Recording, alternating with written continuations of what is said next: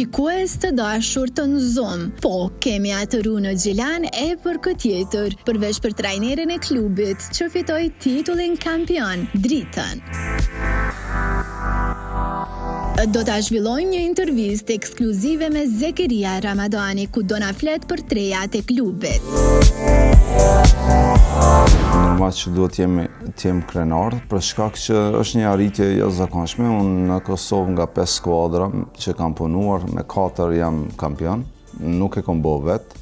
Kjo është një sport kolektiv dhe pa futbollistët që janë bazë elementare, futbollist cilësor, kvalitativ, pastaj stafi teknik, drejtuesit, tifozët, infrastruktura, gjithçka është nër kompetencat e ekipit, e klubit. Dhe kjo arritje është një gjë që shumë mirë vjen kur ndëgjoj të tjerë që flasin, se s'kam nevojë të flas për veten, flasin rezultatet dhe përmenden në çdo studio, në çdo vend, përmenden për të mirë dhe shpresoj gjithmonë përmenden për të mirë.